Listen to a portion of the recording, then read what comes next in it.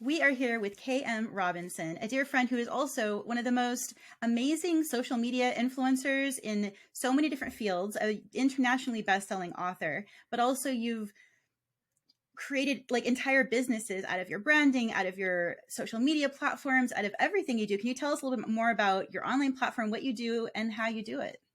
Absolutely. I help online entrepreneurs to build up their social media presence to be more profitable without spending extra time on it. I take that time commitment out of working on social media so they can get back to what they love doing, running their business and living their best lives. So I teach on how to use TikTok and Instagram and YouTube and live streaming.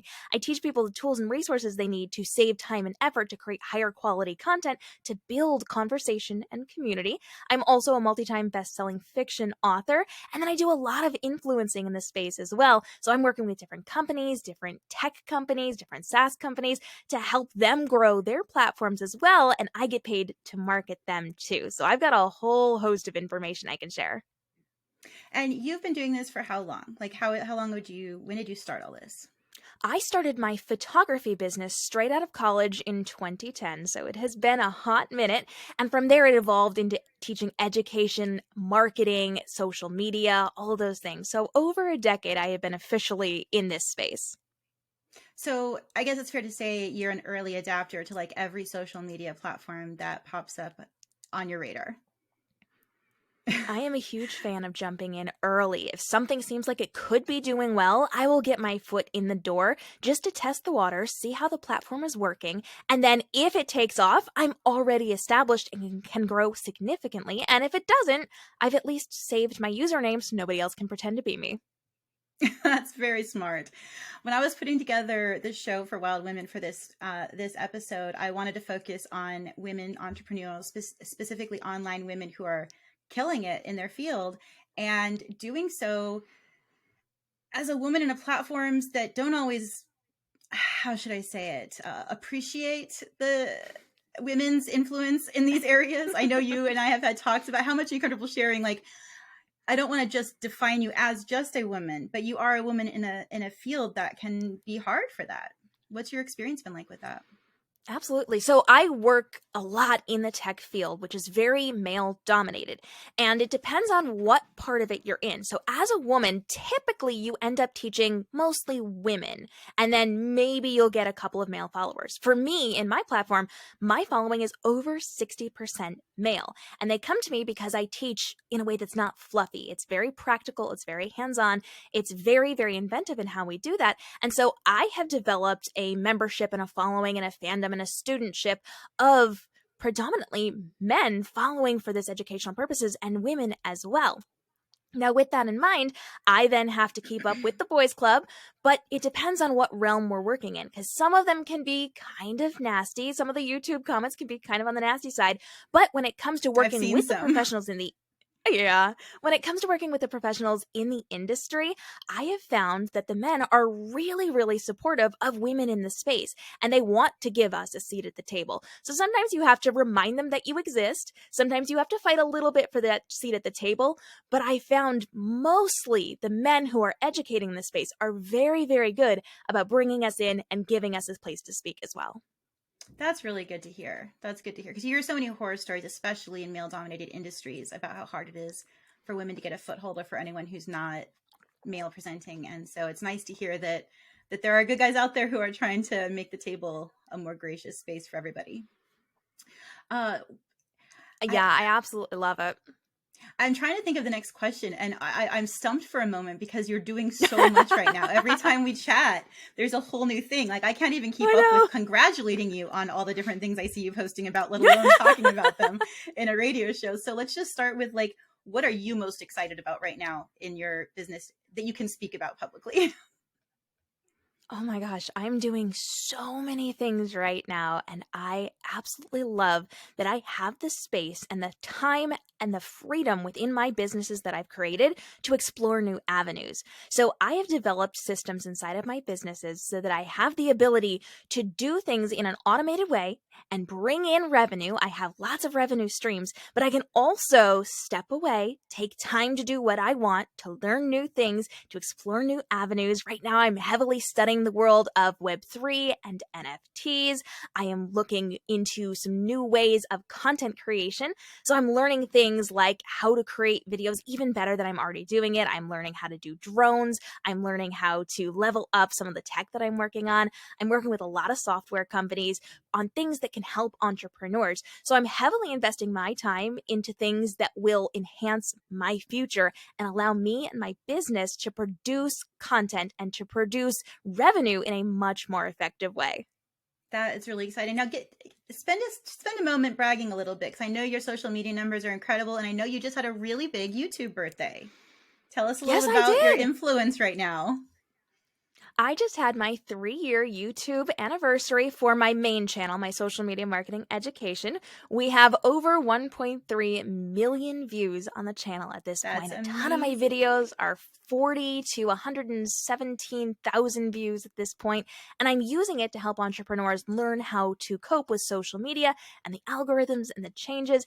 And so I have the ability through this channel to really reach thousands and thousands of entrepreneurs and help them to create way more profit inside of their businesses. That's incredible. So congratulations and happy anniversary / birthday, however you celebrate. Thank you. And you're also doing huge things on TikTok. I know that you've also gotten I know that the recent Lifetime movie, the sequel to Flowers in the Attic. They got you involved. And can you talk about some of the promo you've been doing for Lifetime and some of the things that you've been, if you're able to share? Absolutely. So on my TikTok channel, I do have over 27,000 followers. A lot of my videos get a ton of hits, and I've been able to work with a lot of different companies, everything from working with authors to promote their books to companies like technology and software companies, all the way to the Lifetime Network. And so with that in mind, I am then able to make sponsored content or brand deal content on their behalf. Recently, Lifetime reached out to me because they have the origins of the Flower in the Attic series, and they wanted me to promote it to my bookish audience. And so I've been able to work with them on 2 different commercials, the first of which is out on my platform right now. The next is coming out soon. And we're kind of just going through the process of how can we best market this to my audience to get eyes on their limited series over on the channel. And so I've had the opportunity to work with some really cool companies and just kind of go back and forth to create this branded content for them to then result in massive sales for a lot of the authors and the companies, eyes on these movies, all sorts of fun things. That's so exciting. I mean, in addition to the fact that you're getting, paid to do this, what are some of the most fun perks you've gotten from being a social media influencer? We oftentimes get to see things before other people. So when I work with tech companies a lot, I will get features and programs before anybody else. I get to work with the developmental teams who actually decide what to do next and to add in new features to different programs and then to troubleshoot them and test them out. And so I get access to things very early. When it comes to promoting things like books or movies, I'll get access early and I'll get to actually test things out and try things out so that I can speak on them in an effective way. And then when you're doing things like traveling or you're working with local companies or companies you can get to on an actual physical level, you get to go and experience these things and you're paid to do so. So I absolutely love working with companies that I can go test things out on, stay on free trips, all of those great things, all are part of influencing on social media. That's really fun. Interviewing you feels like interviewing several people. I feel like I'm on a panel because I'm like, okay, social media KM, answer this question. Writer KM, answer this question, please. You have so many hats that you wear. How do you manage all that? How do you keep all the hats in a row and without like dying? Or like, I get so tired hearing about your days and you're like, that's just before noon. I get that question a lot because it sounds like things are very, very different and very, very isolated from each other. But with my businesses, the vast majority of it overlaps. And so I have the ability to use all of these tools and resources and skills in a very, very strategic way. The whole process is extremely streamlined.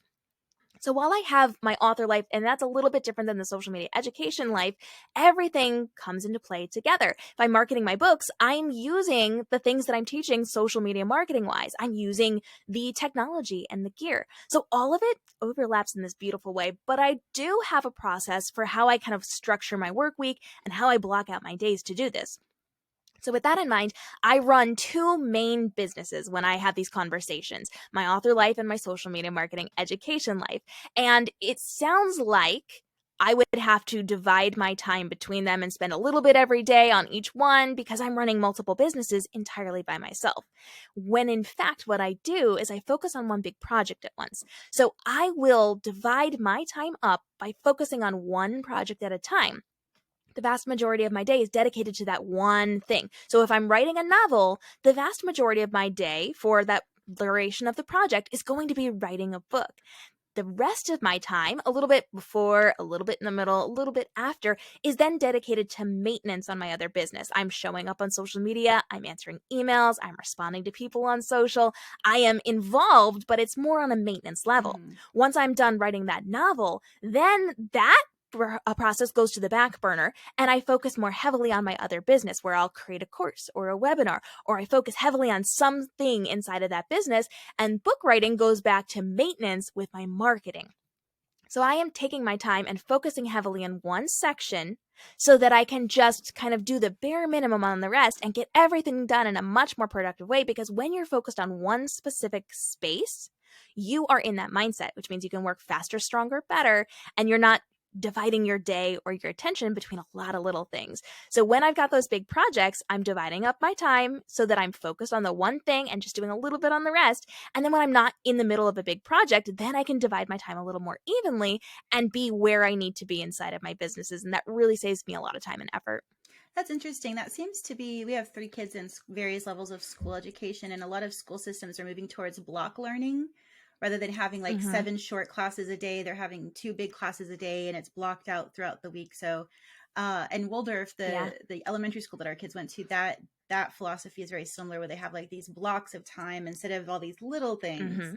to give you a bigger deep dive into things. And I find that that's works better for my learning style or working style as well. And I feel like it's really Uh-huh. how we should be moving more, and even corporate America, just giving people more freedom and Yeah. more authority over their daily schedule to get things done, and maybe out of order ways that make more sense to their to the working Mm-hmm. process. Yeah, I just did an interview with a company that was talking about having a shorter work week. And when you give them a 4-day work week as Mm-hmm. opposed to a 5-day work week, you have the ability to get them to be more streamlined in what they're doing. They have more time to focus on this. They want to get it done so that they can earn that extra time, that extra day off. So when you kind of chunk it up differently or block it off differently, we oftentimes have that motivation to get it done a little bit faster, stronger, and better. And we learn techniques to get it done quicker so that we have more time. So I very much like blocking things off. Yeah, it creates more of a streamlined work environment, I think, for sure. So speaking of writing novels, how many novels do you have you written? How many books have you written? Do you know? Because I can't even tell you my I have exact written number. oh I just say I don't know the over exact number. 55 is mine. That's what I do. I have over 24 novels out in the last 5 years. I've taken about 3 or 4 years off. So I write very, very quickly, but I do have a lot of them out in the world at this point. That's amazing. I know obviously your books, and do you want to tell us a little about the style that you write and what you write and how you got into that? Absolutely. I started off 5 years ago as a young adult sci-fi and fantasy author. I have everything from twisted retellings of fairy tales to dystopian novels. I have mermaids and steampunk and cyberpunk. And right now I am actually adding in some new adults and some adult thrillers and mysteries. So I kind of have the range of novels there.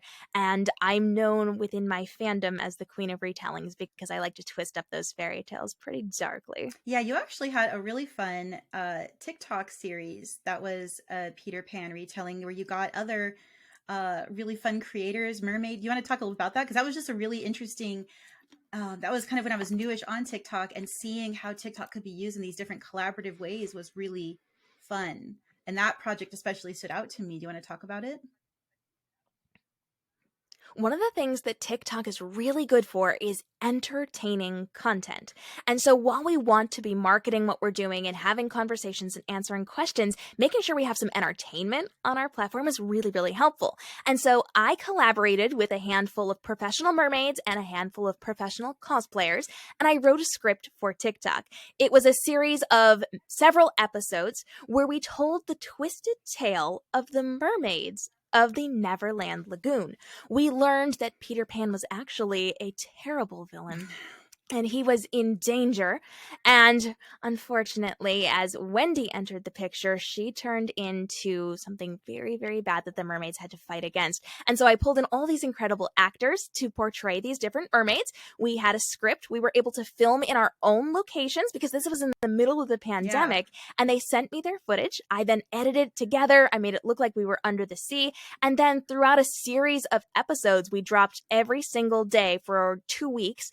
We had the ability to tell this story in an ongoing capacity. It was a really cool experience for everybody involved. It was really fun. As just someone who was, participating on the sidelines, watching it as a consumer, it was really exciting to see the story develop in real time and to see how you all worked together.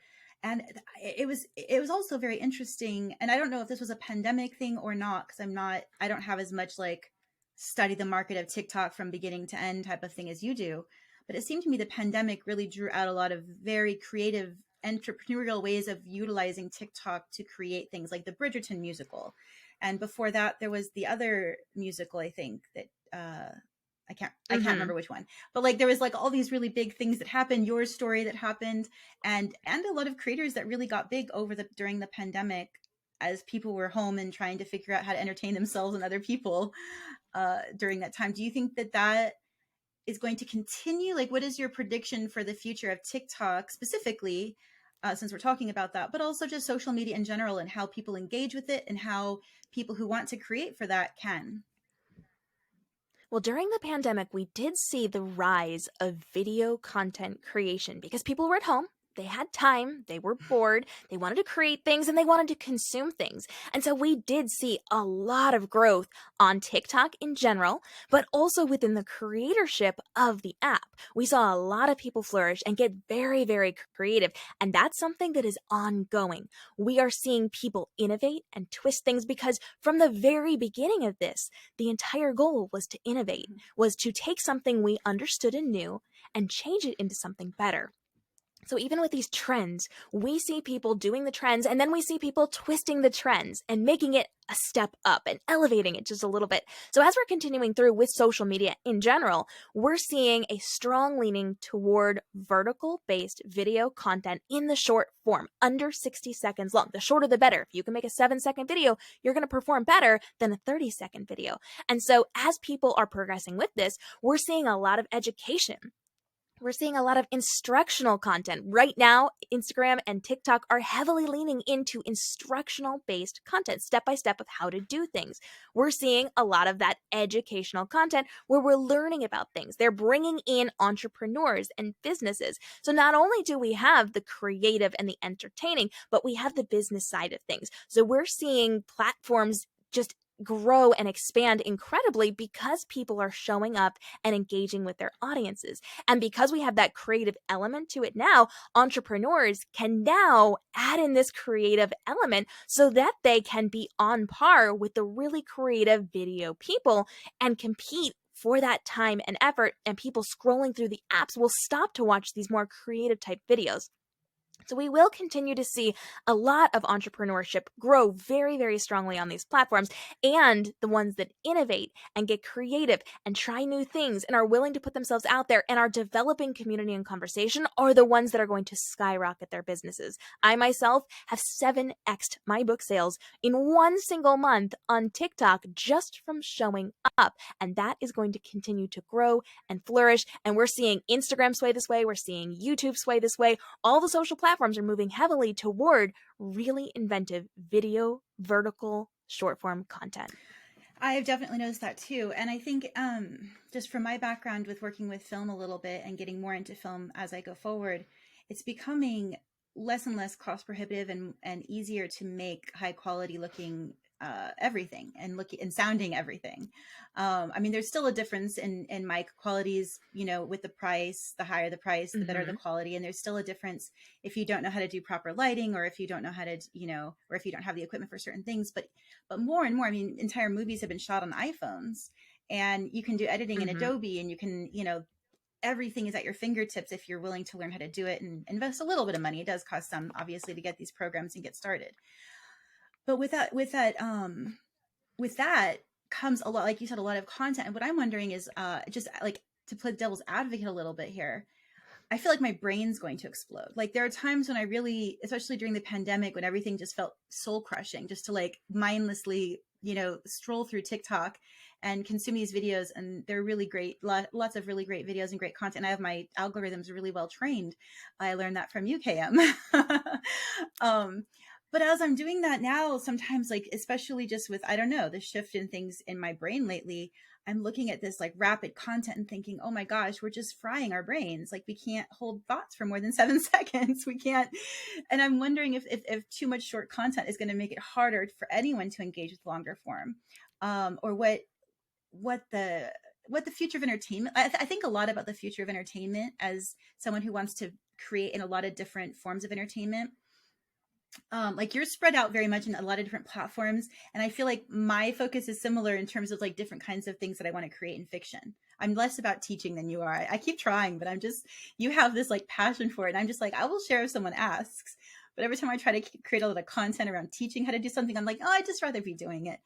But as I'm creating more video content, I'm wondering, like, what do you think about that? Do you think there's going to be a balance of long form and short form? I mean, people are still obviously binging, you know, entire TV shows in a weekend or watching long movies. So there's clearly still something there. Where do you think that is? And where do you think the overlap is? Because that's another thing I think about a lot for like small creators who are trying to get big, who are not big, like necessarily like social media influencer big, but like wanting to make movies, wanting to direct, wanting to write, wanting to create bigger things, but they're doing it with TikToks. Like, do you see any overlap? What's your gut telling you about this? Because I know you keep your eye on this stuff really, really carefully. Here's the thing. As consumers, we are incredibly protective over our time. You're right. There was a time during the pandemic where we wanted to check out and mindlessly scroll. But now we're aware of how we use our time. We are hyper aware of where we're spending our time and effort, and we are going to be focused on things that bring us happiness and peace and education and things that we like.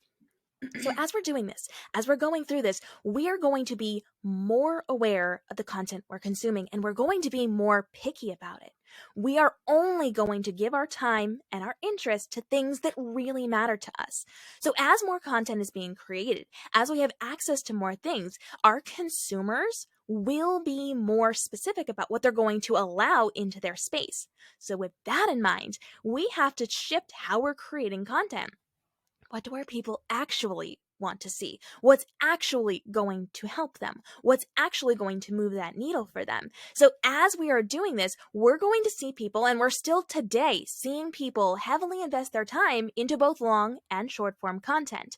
I have a YouTube channel. It's long form content, and I make bank on it because people are there to learn. But they do look at all the videos on YouTube, and they will say, this is what I'm trying to learn, or this is what I'm trying to consume right now. What is the best choice for me? They're then going to take a couple of factors into consideration. They're going to see if it's going to be something that looks higher end, it looks professional. They're going to see the time frame. So if there's a video that's a minute different, they're going to choose the shorter video as long as that person seems to be professional. They're going to look at how many views each video gets. If it's a lower number, they're going to rank it a little bit lower in their estimation. And if it's a higher number, they're going to think this person's more of an authority. So we're going to continue to see people heavily investing into both long and short form content, but they are going to want to get their answers in the shortest amount of time as possible, which means if we're looking further out and we're looking at the entertainment world, we're looking at movies, we're looking at TV shows, are we going to see an expansion of longer form movies? Probably not as much unless they have a very established platform. People like Marvel can get away with longer movies, but those one-off movies from brand new people probably can't be as long and get the same amount of attention. So people are going to be very judicial about how they're spending their time and how they're investing their space. And that is going to be the deciding factor in what type of content they are consuming, whether it is a TikTok or an Instagram or a longer form YouTube video or an outright movie in a movie theater. They're going to see what best suits their needs and decide from there based on all of those other factors. So it's really going to be consumer guided. Like the people will decide, people will Mhm. elevate the content based on what they're choosing to engage with. Yep. And the more time and effort you spend on your content to make it a higher level production, the more attention you're going to get. Because at this point, everybody has access to technology. People can make movies on their iPhones. People can write scripts without having to be a professional script writer. So we have access to a lot of different types of content, which means if we want eyes on what we're doing, we have to be studying the markets. We have to understand the industry. And then we have to create the best quality content we can and listen to our audiences so that we can pivot and change and level up from where we are now to go to where we need to be to get people's attention. Now, speaking of that, do you ever, or have you ever, pulled any of your old content after you've leveled up your own skill set because what you did back then was just too embarrassing to keep on live? I've done that with my writing. I've pulled things that I first published. I have not pulled it off of the internet. I have pulled it to use it in new content. So I've actually taken my old content where I sound ridiculous and like a baby entrepreneur and somebody who's just learning and figuring things out, and I will throw it in the public eye and say, here's how I've changed, here's how I've grown, here's how you can grow too. And I use it as examples. I like to leave the vast majority of my content up. I can't think of an example that I've pulled down, but there might be somewhere. But I like to keep it up because I love for people to be able to see the growth. If somebody's trying to do what I'm trying to do, I want them to be able to go back to where they are right now and see where I was back then so they can figure out how to grow and pivot and change and maybe avoid some of the pitfalls that I've had to figure out on my own. So I like to leave it there just because I have tons of content out. And if you find something older of mine, yes, it might look a little bit not quite as high scale as it is right now, but you can see that growth and that change in there. And a lot of the things that I said back in the day are incredibly relevant right now. And the message is more important than the messenger. So even if I sounded like a baby entrepreneur, even if I sounded a little bit stilted while I was talking, or I had a fan in the background of my video ruining my audio, I leave it there because it's relevant, because it's important, and because the message is more important than the messenger. Well, also, I really love your point, and I do this. When I find people that I really admire, respect, I often try to find their story to see how they've grown, to see, like, if I, whether reading their first book and their current book or seeing their early stuff and their later stuff with any creators. And so, and I love that because I love seeing the growth. I love seeing the changes. I love seeing what they've kept the same in their journey from who they were to who they are. So I think that's really beautiful that you keep that public. The one thing that I did unpublish was more for branding than for, and I used it for my, I ended up using it as content with my Patreon. So I did a similar thing where I pivoted. It was a more personal kind of stories and stuff rather than my fiction that I built my brand on. So I pivoted and pulled that into a more like, if you're a patron and you want the personal background of my early stuff, here you go. But yeah, that makes a lot of sense. Now I want to switch gears a little bit and talk about, you mentioned this briefly, but I think it warrants a little longer conversation. NFTs, cyber everything.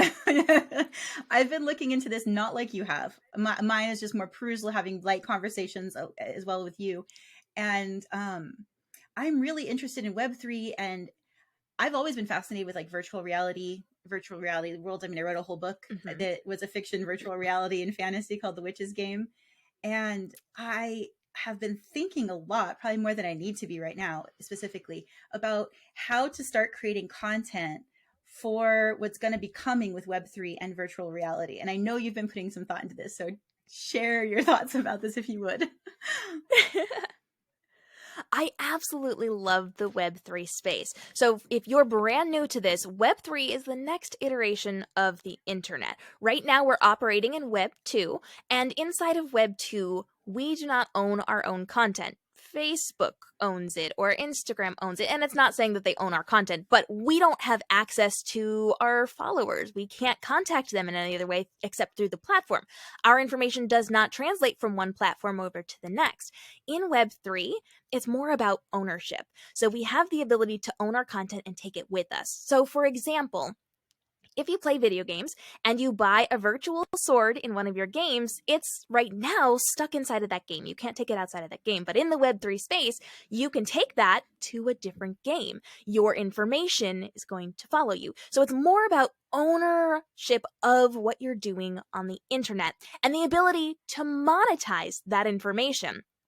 And we have the really cool ability to right now be working in this space and to then be able to decide how that's going to work in the future. So there's a lot of things going on inside of the Web3 space right now, and the vast majority of us will be operating in this Web3 space over the next couple of years. Right now, it's a much smaller group of people who are then getting to dictate what is going to happen. So we're working in this space to create some really cool new things like the metaverse, where we're going to see things translating from one place to the next and the ownership of that information.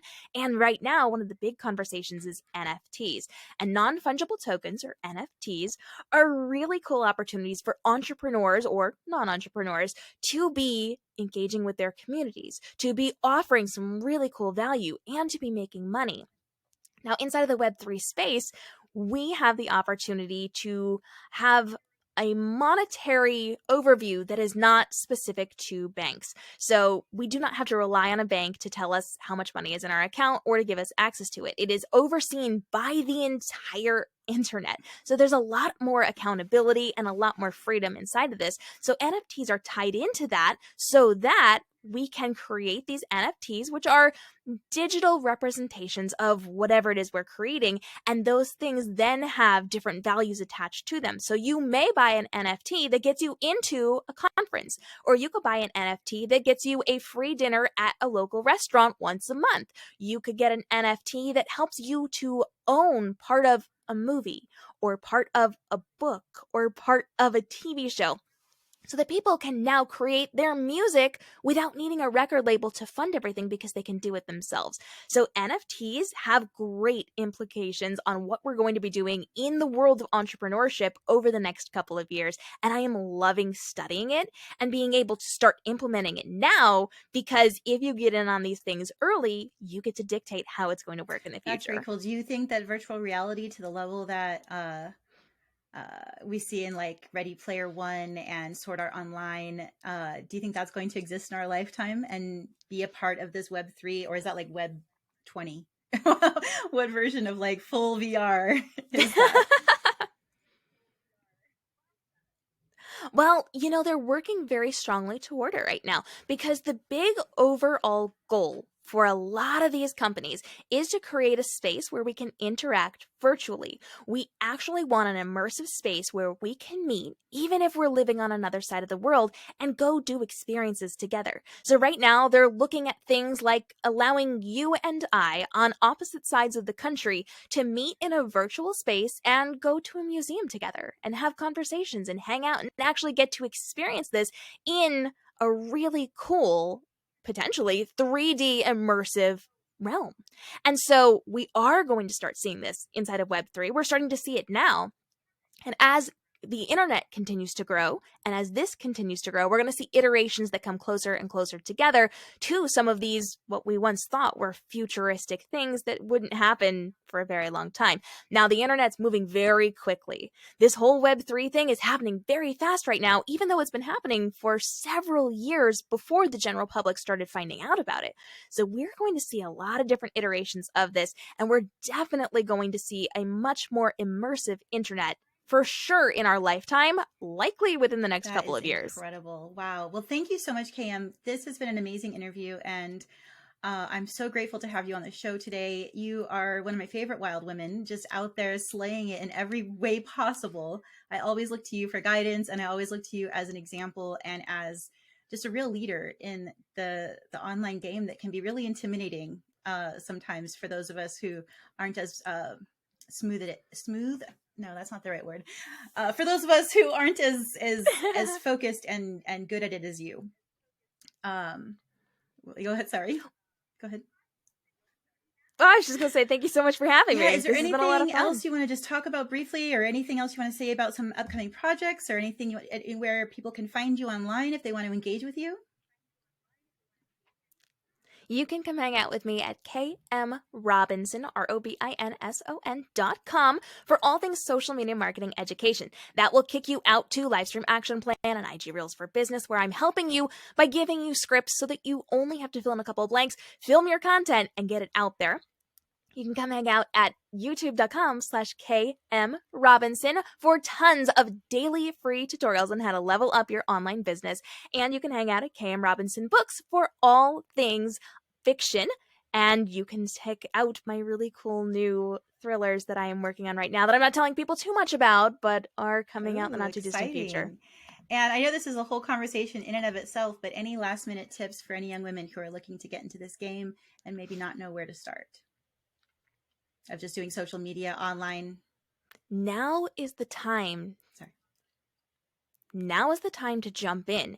If you have a business that you want to create or a brand that you want to create, now is the time to start researching. Get on YouTube, get on Google, get on TikTok. We're giving you tons of free education on how you can be doing this. So if you're trying to start a brand, come hang out with me. 90% of what I do is absolutely free for you to learn and grow, and I am bringing in so many amazing entrepreneurs to help educate you as well.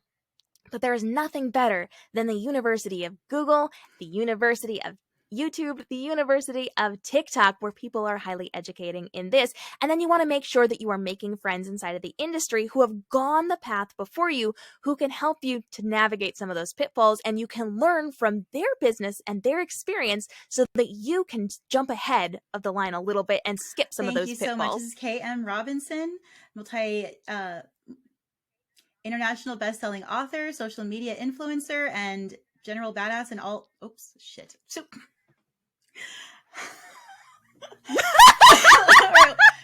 well, that'll go on my social media. That was good. I don't know about yours. I mean, credit where credit is due. All right, let's try that one again. Thank you so much, KM Robinson, international best-selling author and social media influencer. It's been a great afternoon speaking with you, and we are so glad to have you on this show. Have a wonderful day. Thanks so much for having me.